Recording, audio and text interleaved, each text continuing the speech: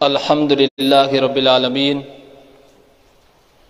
والصلاة والسلام علی اشرف الانبیاء وقائد المرسلین وعلی آلہ وصحبہ اجمعین اما بعد فاعوذ باللہ من الشیطان الرجیم بسم اللہ الرحمن الرحیم محمد الرسول اللہ والذین معہ اشداء علی الکفار رحماء بینہم صدق اللہ تبارک و تعالی وبلغنا رسولہ النبی المصطفیٰ صلی اللہ تعالی علیہ وسلم۔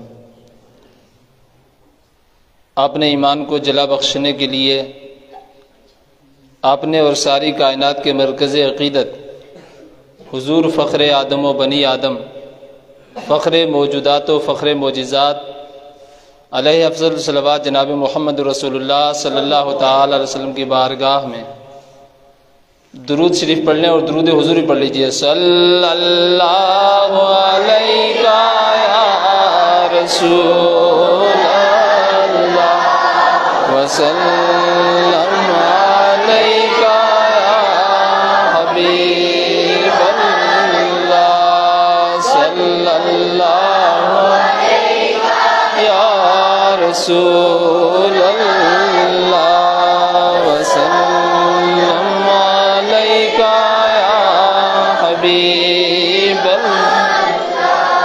صلی اللہ تعالی علیہ وسلم۔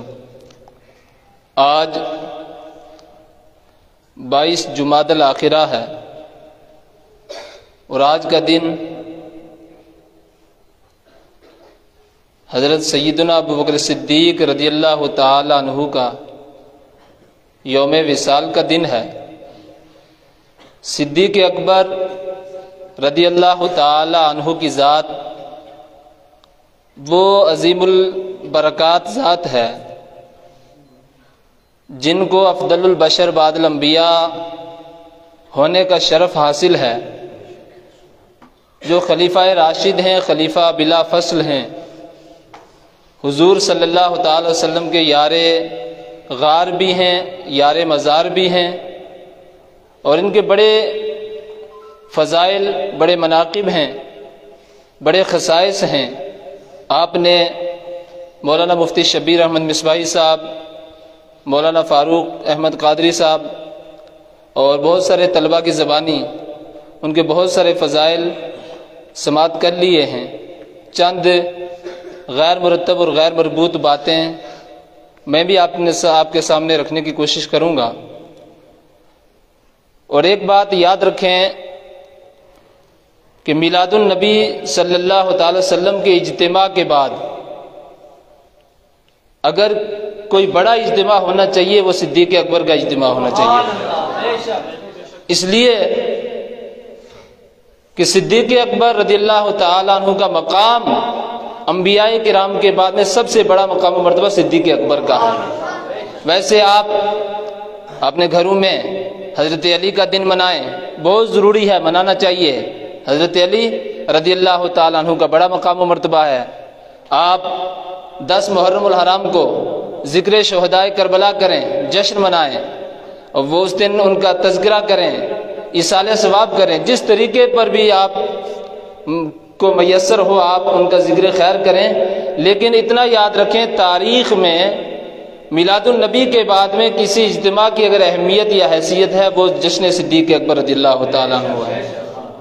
صدیق اکبر رضی اللہ تعالیٰ عنہ خلیفہ بلا فصل ہیں۔ آپ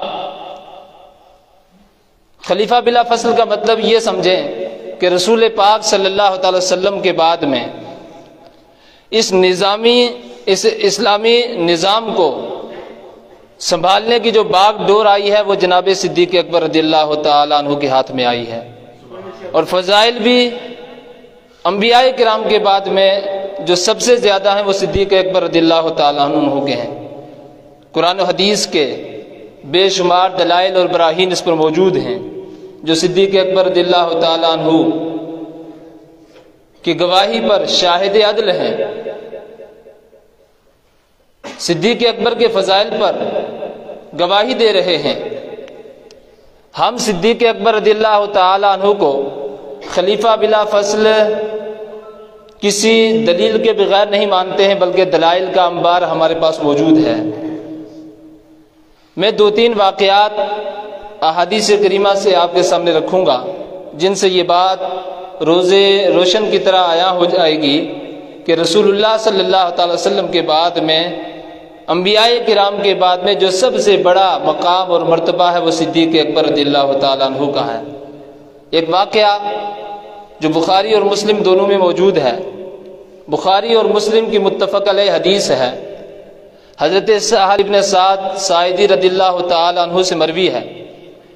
آپ فرماتے ہیں ان النبی صلی اللہ تعالی وسلم بلغہ ان بنی عمرو بن عوف کان بینہم شر۔ آپ فرماتے ہیں اللہ کے رسول تک یہ خبر پہنچی کہ قبیلہ بنو عمرو بن عوف کے درمیان کوئی جھگڑا ہے۔ بنو عمرو بن عوف یہ ایک بڑا قبیلہ تھا، ان کے درمیان کوئی جھگڑا تھا۔ فخرج رسول اللہ صلی اللہ تعالی علیہ وسلم یصلح بینہم فی اناس معہ۔ حضور کچھ جانثاروں کے ساتھ نکلے ان کے درمیان صلح کرانے کے لیے۔ آپ صلح کرانے کے لیے تشریف لے جاتے ہیں۔ وحبس رسول اللہ صلی اللہ تعالی وسلم وحانت الصلاۃ۔ اللہ کے رسول کو آنے میں تاخیر ہو گئی، ادھر نماز کا وقت ہو گیا۔ فجاء بلال الی ابی بکر۔ حضرت بلال رضی اللہ تعالی عنہ جناب ابو بکر صدیق کی بارگاہ میں آتے ہیں اور عرض کرتے ہیں قد حبس رسول اللہ صلی اللہ تعالی وسلم وحانت الصلاۃ، کہ اے ابو بکر صدیق، اللہ کے رسول کو واپس آنے میں تاخیر ہو گئی، آپ واپس تشریف نہیں لائے ہیں، نماز کا وقت ہو چکا ہے۔ فَهَلْ لَكَ أَن تَؤُمَّ النَّاسَ، کہ آپ لوگوں کو نماز پڑھائیں گے؟ حضرت ابو بکر صدیق رضی اللہ تعالی عنہ نے فرمایا نام ان شئتا، اے بلال اگر تم چاہو تو پڑھا دوں گا، اگر تمہاری خواہش ہے کہ اللہ کے رسول تشریف فرما نہیں ہوئے، آنے میں تاخیر ہو گئی، آپ کی خواہش ہے کہ میں نماز پڑھاؤں تو پڑھا دوں گا، کوئی بات نہیں ہے۔ فاقام بلال، تو حضرت بلال رضی اللہ تعالیٰ عنہ نے اقامت کہی۔ فتقدم ابو بکر فکبر وکبر الناس، ابو بکر صدیق مصلی رسول پر کھڑے ہو گئے، آپ نے تکبیر تحریمہ کہی، لوگوں نے بھی تکبیر تحریمہ کہی، آپ نے نماز شروع کی۔ ہوتا کیا، نماز شروع کی، اللہ کے رسول آ گئے۔ فجاء رسول اللہ صلی اللہ تعالی وسلم یمشی فی الصفوف حتی قام فی الصف، اے فی الصف الاول۔ اللہ کے رسول تشریف لے آئے، آپ کھڑے ہوئے تھے، تکبیر تحریمہ کہی، لوگوں نے تکبیر تحریمہ کہی، اس کے بعد اللہ کے رسول آتے ہیں اور صفوں کو چیرتے ہوئے پہلی صف میں آ کر کے کھڑے ہو گئے۔ تو لوگوں نے کیا کیا، صحابہ نے تالی بجانا شروع کر دی۔ یعنی ابو بکر صدیق کو صحابہ کرام یہ بتا رہے ہیں آپ کو ہم نے کھڑا کیا تھا، امام الانبیاء موجود نہیں تھے، تب آپ امامت کے مستحق تھے، امامت کے اہل تھے، اب اللہ کے رسول تشریف فرما ہو چکے ہیں، اب آپ پیچھے تشریف لے آئیں۔ لوگوں نے اس طریقے سے تالی بجانا شروع کر دی، ہاتھ پہ ہاتھ مارنا شروع کر دیا۔ لیکن ابو بکر صدیق بھی بڑے مست آدمی تھے، جب قرآن پڑھتے تھے نا، نماز میں جب مشغول ہوتے تھے، پھر دنیا کی طرف یا کسی بات کی طرف وہ توجہ نہیں کرتے تھے۔ کانا لا یلتفتو کے الفاظ ہیں کہ پھر کسی چیز کی طرف دھیان نہیں کرتے تھے، کسی چیز کی توجہ نہیں رہتی تھی آپ کو۔ بہرحال لوگوں نے کیا فلما اکثر الناس فی التصفیق، ابو بکر صدیق جب مگن، ان کو لوگوں نے ان کو مگن دیکھا، مست دیکھا کہ وہ کوئی توجہ نہیں کر رہے، لوگوں نے تالیاں اور زیادہ کر دی، بہت زیادہ شور و غوغا ہو گیا حالت نماز میں۔ حالت نماز میں نماز پڑھ رہے ہیں صحابہ کرام، امامت کر رہے ہیں، ابو بکر صدیق اللہ کے رسول آ گئے ہیں، یہ سب کچھ حالت نماز میں ہو رہا ہے، تالیاں بج رہی ہیں، شور و غوغا ہو رہا ہے۔ ابو بکر صدیق نے دیکھا کہ جب زیادہ تالیاں بجنے لگیں کوئی مسئلہ ہو گیا، اب آپ نے اپنا چہرہ پھیرا اور پیچھے کی طرف دیکھنے لگے۔ جب آپ نے پیچھے کی طرف دیکھا تو اللہ کے رسول کو صف کے اندر کھڑا دیکھا، جب اللہ کے رسول کو صف کے اندر کھڑا دیکھا تو آپ پیچھے کی طرف آنے لگے۔ فاشار رسول اللہ صلی اللہ علیہ وسلم، اللہ کے رسول نے اشارہ کیا ابو بکر صدیق پڑھاؤ، شروع کیا تو مکمل بھی تم ہی کرو، لیکن ابو بکر صدیق نے وہ نماز مکمل نہیں کی، پیچھے آ گئے۔ اس حدیث پاک سے ہمارے اہل سنت و جماعت کے بہت سارے عقائد ثابت ہوتے ہیں۔ اگر آپ غور کریں گے ایک ایک لفظ کے اندر شان رسول ہے، عظمت رسول ہے، عظمت صحابہ ہے، عظمت صدیق اکبر رضی اللہ تعالیٰ عنہ ہے۔ پہلی بات تو یہ، خیر میں حدیث مکمل کر لیتا ہوں، پھر جو باتیں اس سے ثابت ہوتی ہیں ان کی طرف اشارہ کروں گا۔ جب صدیق اکبر پیچھے آئے تو اللہ کے رسول آگے بڑھے، آپ نے نماز مکمل کروائی، نماز مکمل کروائی، بلکہ اسی دوران جب صدیق اکبر نے اللہ کے رسول کو دیکھا حالت نماز میں آپ نے ہاتھ اٹھائے، حالت نماز میں آپ نے ہاتھ اٹھائے اور اللہ کی تعریف کی کہ میں نے نماز شروع کی اور اللہ کے رسول تشریف لا چکے ہیں، اس بات پر آپ نے اللہ کی تعریف بھی کی۔ اس کے بعد آپ پیچھے آتے ہیں، اللہ کے رسول نے نماز مکمل کی، اس کے بعد حضور لوگوں کی طرف متوجہ ہوئے، لوگوں سے ارشاد فرمایا اے لوگو تمہارا کیا معاملہ ہے کہ تم نے اس طریقے سے تالیاں بجانا شروع کر دی حالت نماز میں، اور آپ نے لوگوں کی رہنمائی بھی کی کہ یہ تالیاں بجانا اگر عورتوں کو کوئی مسئلہ درپیش آ جائے حالت نماز میں تو تالیوں کا حکم عورتوں کے لیے ہے، وہ بجائیں، تالیاں مردوں کے لیے نہیں ہیں۔ مردوں کو اگر کوئی معاملہ درپیش ہو جائے حالت نماز میں اور امام کو کچھ بتانا چاہتے ہوں اگر مقتدی کو لقمے کے طور پر، تو سبحان اللہ کہا کریں، اس لیے کہ امام جب سبحان اللہ کہے گا تو وہ متوجہ ہو جائے گا۔ یہ لوگوں سے ارشاد فرمایا۔ اس کے بعد ابوبکر صدیق کی طرف متوجہ ہوئے، آپ سے ارشاد فرمایا ما منعک ان تصلی بالناس، جب میں خود کہہ رہا تھا آپ نماز مکمل کروائیں، آپ نے کیوں مکمل نہیں کروائی؟ ابوبکر صدیق رضی اللہ تعالیٰ عنہ کا تاریخی جملہ آپ سماعت کریں۔ آپ نے فرمایا ما کان لابن ابی قحافہ ان یصلی بالناس بین یدی رسول اللہ صلی اللہ تعالی وسلم، ابن ابی قحافہ کے بس میں کہاں ہے کہ اللہ کے رسول کی موجودگی میں نماز پڑھائے؟ اے اللہ کے رسول آپ نہیں تھے، میں مصلی امامت پر آگے بڑھا تھا، جب آپ تشریف لا چکے تو اب میرے بس میں نہیں تھا۔ ابن ابی قحافہ کے لیے یہ ممکن ہی نہیں تھا کہ آپ کی موجودگی میں نماز پڑھائے۔ اس حدیث پاک سے بہت ساری چیزیں ثابت ہوتی ہیں۔ پہلی چیز تو یہ ثابت ہوئی کہ اللہ کے رسول تشریف لے گئے، آپ کو آنے میں تاخیر ہو گئی تو بلال رضی اللہ تعالیٰ عنہ جو مؤذن رسول تھے، جو اللہ کے رسول کے مؤذن تھے، اس زمانے کے مؤذن تھے، آپ نے کسی اور صحابی سے نہیں کہا کہ اللہ کے رسول کو آنے میں تاخیر ہو گئی ہے نماز پڑھا دو۔ ابوبکر صدیق سے کیوں کہا؟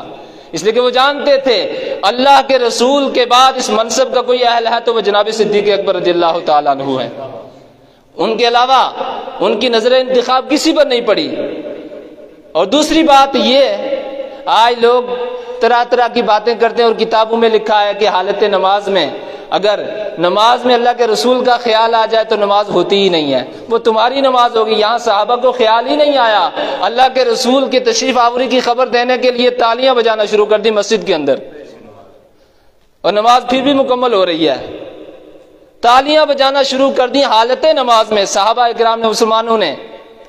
اور دوسری بات یہ کہ مسئلہ یہ ہے کہ امام اگر قبلہ سے ادھر ادھر ہٹ جائے، قبلہ کی جو سمت کی جو ڈگری متعین کی ہے علماء نے، فقہاء نے، اس سے اگر امام کا چہرہ پھر جائے تو نماز نہیں ہوتی ہے۔ یہاں جناب صدیق اکبر رضی اللہ تعالیٰ عنہ کا چہرہ قبلے سے ہٹ کر کے اللہ کے رسول کے چہرے کی طرف ہو گیا، اپنی جگہ سے ہٹ گئے اور حالت نماز میں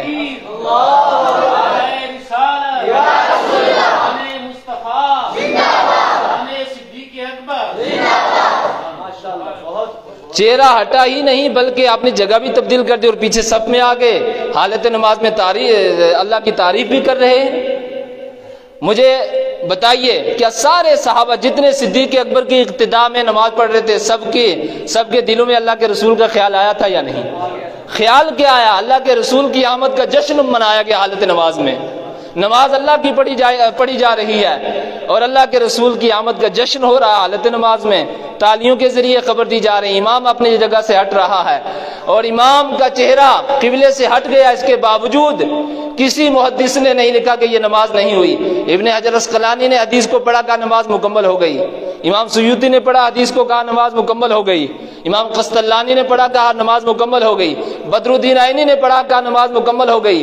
امام نووی نے پڑھا، اس حدیث پاک کو لکھتے ہیں نماز مکمل ہو گئی۔ نماز کیوں مکمل ہو گئی؟ اس لیے کہ پہلے صدیق اکبر کا چہرہ کعبے کی طرف تھا، اب کعبے کی طرف ہوا۔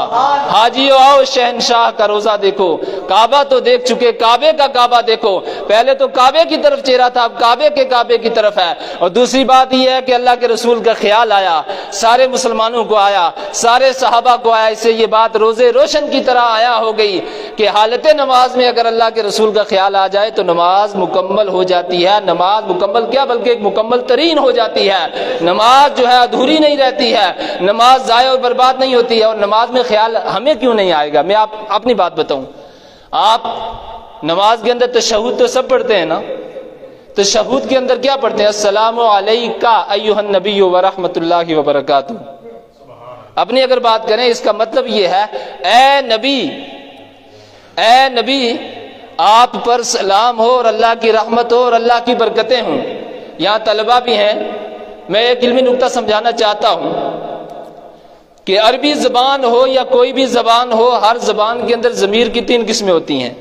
ایک ضمیر ہوتی ہے متکلم کی، ایک ضمیر ہوتی ہے مخاطب کی، ایک ضمیر ہوتی ہے غائب کی۔ انگریزی والے فرسٹ پرسن، سیکنڈ پرسن اور تھرڈ پرسن کے نام سے یاد کرتے ہیں۔ تو یہ اس میں جو ضمیر مخاطب ہے، کیوں مولانا اخلاق صاحب، یہ جو ضمیر مخاطب ہے جس کو سیکنڈ پرسن کہا جاتا ہے، مخاطب کی ضمیر جو سامنے آپ کے موجود ہے، اسے کسی سے آپ بات کریں گے تو اس کے لیے ضمیر مخاطب کا استعمال ہوگا، سیکنڈ پرسن کا استعمال ہوگا۔ یہاں جو کاف ضمیر ہے ہمارے طلبہ جانتے ہیں، یہ ضمیر مجرور متصل ہے اور واحد مذکر حاضر کے لیے ہے۔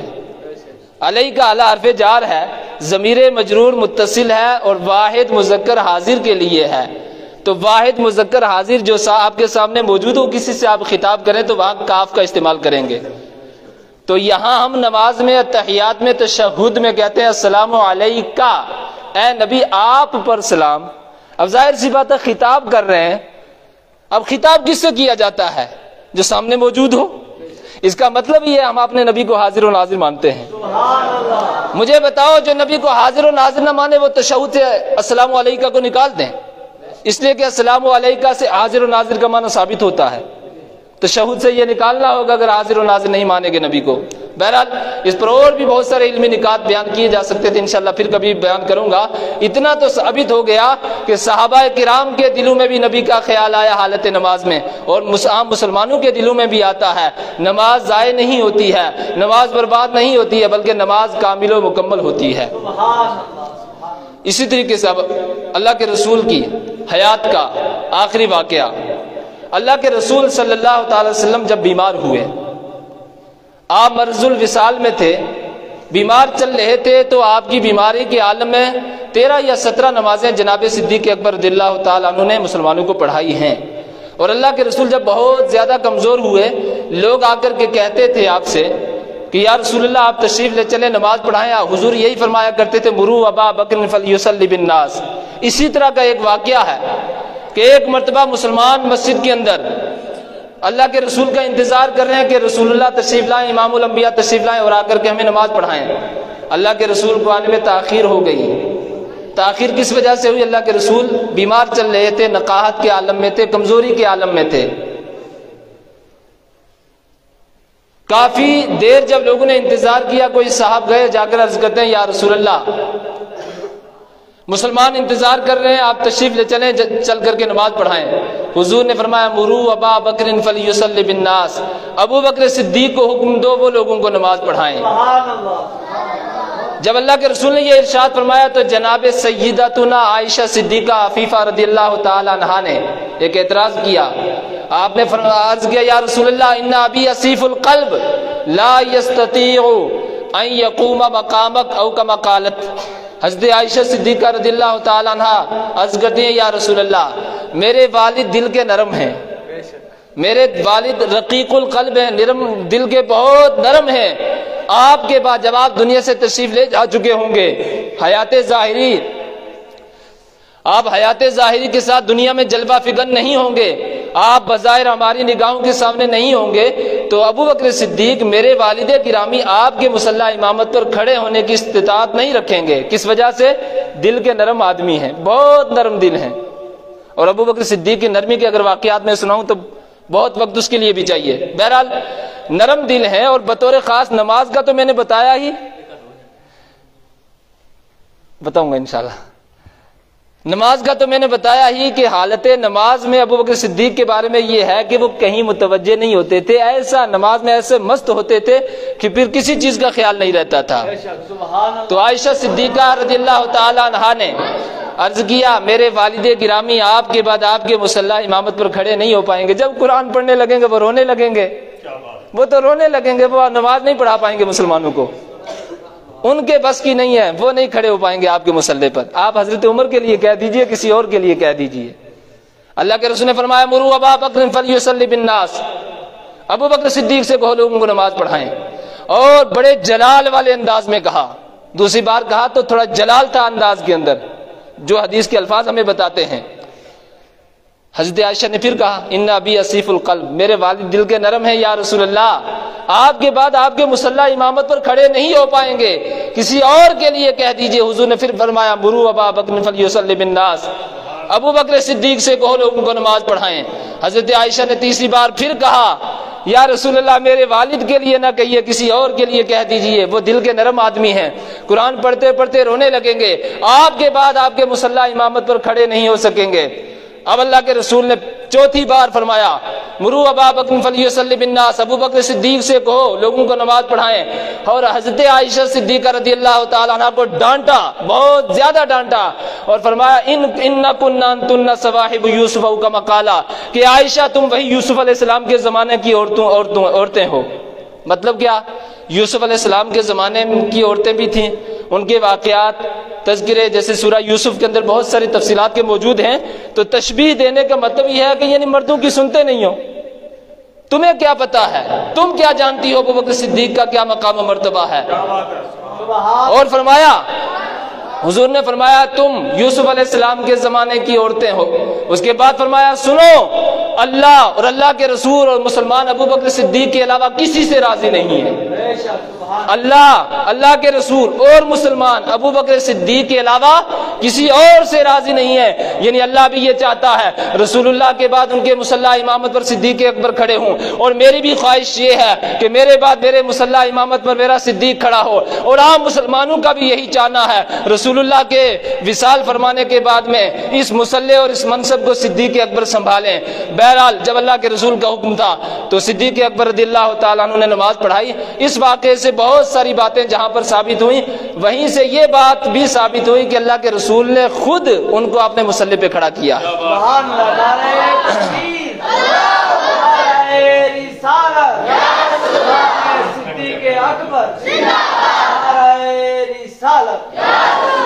اور آپ اتنا یاد رکھیں بچوں، اعتراض کرنے والی بھی ان کی بیٹی ہیں صدیق اکبر رضی اللہ تعالی عنہ کی بیٹی ہیں صدیقہ عائشہ صدیقہ رضی اللہ تعالی عنہ، اور یہ بھی میں نے بتایا ان کی نیت بھی اخلاص پر مبنی تھی۔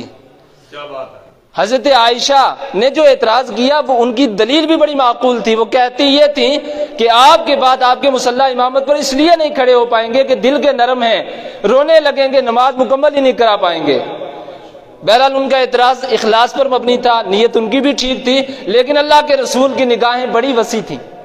اللہ کے رسول نے تو فرمایا نا، اللہ نے پوری روئے زمین کو میرے لیے سمیٹ دیا ہے، میں پوری روئے زمین کو اور قیامت تک ہونے والی تمام چیزوں کو ایسے ملاحظہ فرماتا ہوں جیسے آپ نے ہاتھ کی ہتھیلی کو دیکھتا ہوں۔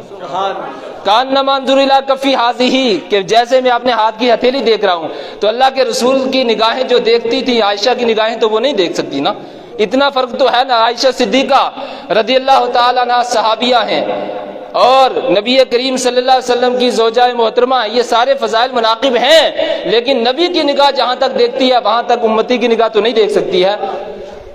اور اسی طریقے سے مرض الوصال کا ایک اور واقعہ، توجہ میری طرف رکھیں گے، درود پاک پڑھیں اللہم صلی علی سیدنا محمد وعلی آل سیدنا اصحاب سیدنا محمد وبارک وسلم، صلاۃ و سلام علیک یا رسول اللہ صلی اللہ تعالی علیہ وسلم۔ مرض الوصال ہی کا ایک واقعہ ہے اور صحیح مسلم کی روایت ہے، یہ صحیح مسلم کے اندر ہیں یہ الفاظ جو میں آپ کے سامنے پیش کر رہا ہوں۔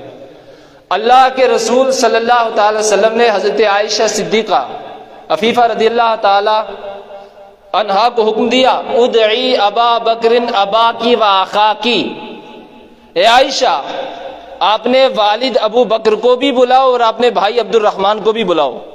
کب کہہ رہے ہیں؟ مرض الوصال میں۔ اللہ کے رسول بیماری کے عالم میں اور عائشہ صدیقہ رضی اللہ تعالیٰ عنہ کو حکم دے رہے ہیں آپ اپنے والد ابو بکر کو بھی بلاؤ اور اپنے بھائی عبد الرحمن کو بھی بلاؤ۔ کیوں؟ حتی اکتب کتابا، میں ایک نوشتہ لکھنا چاہتا ہوں، ایک تحریر بنانا چاہتا ہوں، ایک تحریر بنانا چاہتا ہوں۔ کیوں؟ انی اخاف ان یتمنى متمن ویقول قائل انا اولی ویاب اللہ والمؤمنون الا ابا بکر۔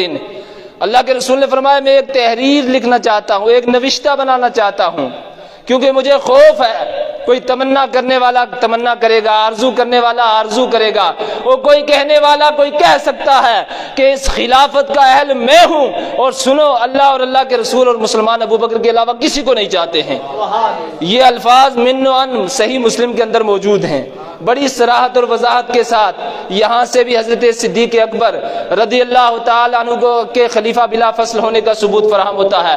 اس لیے عزیز طلبہ، آج ضرورت اس بات کی ہے کہ ہم جناب صدیق اکبر رضی اللہ تعالیٰ عنہ کی سیرت و سوانح کو پڑھیں، اور ان کا کیا مقام و مرتبہ تھا، اور کتنا جناب والا انہوں نے اسلام پر احسان کیا۔ اللہ کے رسول نے، یہ کوئی معمولی بات نہیں ہے، اللہ کے رسول نے ارشاد فرمایا جتنے لوگوں نے مجھ پر احسان کیا سب کے بدلے دے چکا ہوں، ایک میرا ابو بکر رہ گیا، اس کے بدلے میں نہیں دے سکا ہوں، ان کے بدلے میں نہیں دے سکا ابھی تک، ان کے بدلے میرا رب محشر کے میدان میں دے گا۔ یہ بات صرف ابو بکر صدیق کے لیے کہی ہے اور کسی کے لیے نہیں کہی ہے۔ کتنے بڑے احسانات! ابھی آپ نے سنا کہ ہجرت کی رات کتنی بڑی قربانی دی، اور جنگ کے موقع پر جہاں اللہ کے رسول کو پہرا دینا تھا، اللہ کے رسول کے سامنے سینہ سپر ہو کر کھڑا ہونا تھا، ابو بکر صدیق کے علاوہ کسی کی ہمت نہیں ہوئی، کسی اور نے آگے بڑھنے کی جرأت جسارت نہیں کی، ابو بکر صدیق آگے بڑھے، اور ہر موقع پر۔ اور ابو بکر صدیق رضی اللہ تعالی عنہ وہ ہیں، اللہ کے رسول ارشاد فرماتے ہیں میں نے جس پر بھی اسلام کو پیش کیا اس نے کوئی نہ کوئی قیل و قال کیا، کوئی حیل و حجت کیا، یعنی اسلام کی حقانیت پر کوئی دلیل مانگی۔ جس پر بھی اسلام پیش کیا لوگوں نے باتیں کی، پہلے جتنے صحابہ کرام ہیں باتیں کرتے تھے، دلیل مانگتے تھے۔ حضور فرماتے ہیں میرا ابو بکر ایسا ہے کہ کوئی دلیل نہیں مانگی، کوئی قیل و قال نہیں کیا، کوئی حیل و حجت نہیں کیا، کوئی لایت و لال نہیں کیا، بلکہ جو ہی میں نے اسلام پیش کیا اسلام قبول کر لیا۔ وہ ابو بکر صدیق رضی اللہ تعالیٰ عنہ۔ اور نرمی کا واقعہ آپ نے کہا کہ کوئی ایک ہو جائے۔ ایک مرتبہ جناب صدیق اکبر اور جناب فاروق اعظم رضی اللہ تعالی عنہما کی بحث ہو گئی ایک معاملے کو لے کر کے۔ کسی کو امیر بنانا تھا تو امارت کے سلسلے میں اختلاف ہو گیا ابو بکر صدیق رضی اللہ تعالیٰ عنہ حضرت عمر کے درمیان۔ حضرت عمر کی رائے مختلف تھی حضرت ابو بکر صدیق کی رائے سے۔ تو اتنے میں ہوا یہ کہ حضرت ابو بکر صدیق رضی اللہ تعالی عنہ نے فرما دیا ما اردت الا خلافی، تم نے ہمیشہ میری مخالفت کی ہے۔ حضرت عمر تو عمر تھے نا، انہوں نے کہا ما اردت الا خلافی، تم نے کون سا اچھا کام کیا، تم نے بھی ہمیشہ میری مخالفت کی ہے۔ یعنی دونوں عظیم صحابی ہیں، خلیفہ راشد ہیں، دونوں جلالت شان والے ہیں، ایک دوسرے سے اتنا جملہ کہا تم نے ہمیشہ میری مخالفت کی ہے، ما اردت الا خلافی۔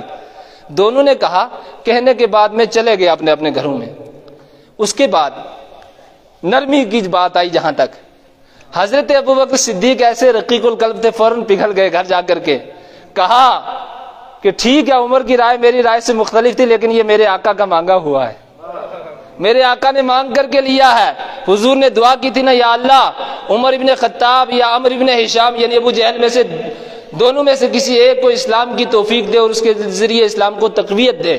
اللہ کے رسول نے عمر کو مانگ کر کے لیا ہے، میں نے غلط کیا، مجھے نہیں بولنا چاہیے تھا، تم نے ہمیشہ میری مخالفت کی۔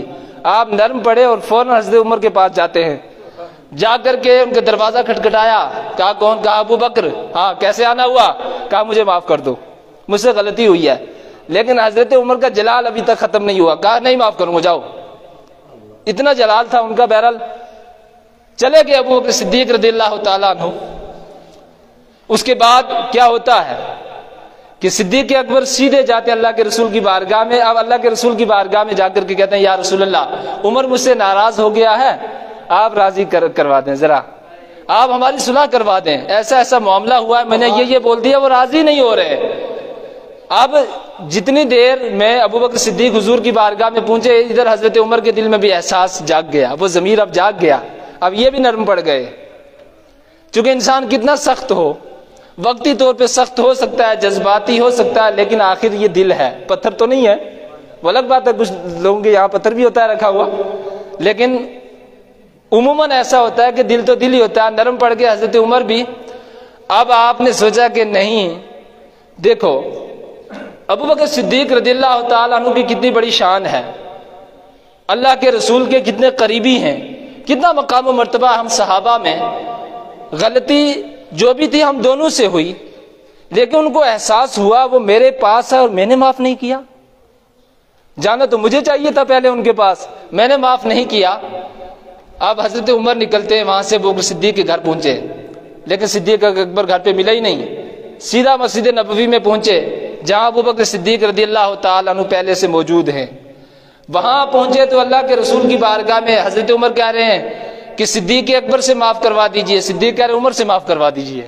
اب دونوں کی نرمی جمع ہو گئی، ابوبکر صدیق تو پہلے ہی سے نرم تھے، اب دوسری نرمی بھی آ گئی، یہ کہہ رہا ہے عمر سے معاف کروا دو، دوسرے کہہ رہے ہیں ابوبکر صدیق سے معاف کروا دو۔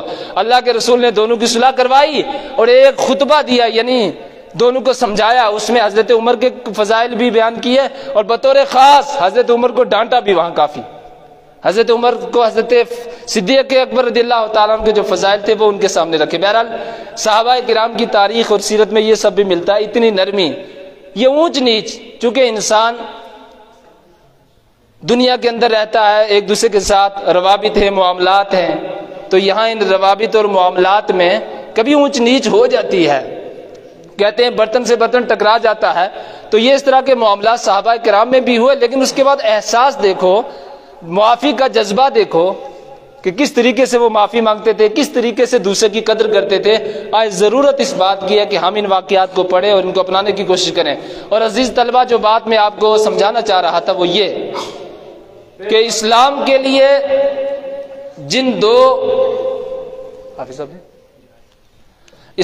لیے جن دو جماعتوں نے قربانیاں پیش کی ہیں، ان دو جماعتوں میں سے ایک جماعت کا نام ہے صحابہ کرام، دوسری جماعت کا نام ہے اہل بیت کرام۔ ایک جماعت کا نام ہے صحابہ کرام، دوسری جماعت کا نام ہے اہل بیت کرام۔ نعرہ تکبیر، نعرہ رسالت، نعرہ رسالت۔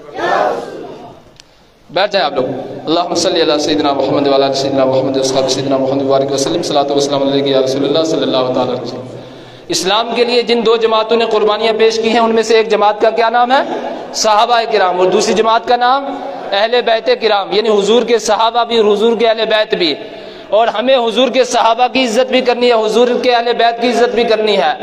بہت زیادہ لمبی چوڑی تقریر نہ کر کے اس موضوع پر اعلیٰ حضرت کا وہ شعر میں آپ کے سامنے رکھتا ہوں۔ اعلیٰ حضرت نے کہا اہل سنت کا ہے بیڑا پار، اہل سنت کا ہے بیڑا پار۔ کیوں بیڑا پار ہے؟ اصحاب حضور نجم ہیں اور نو ہے عطرت رسول اللہ کی۔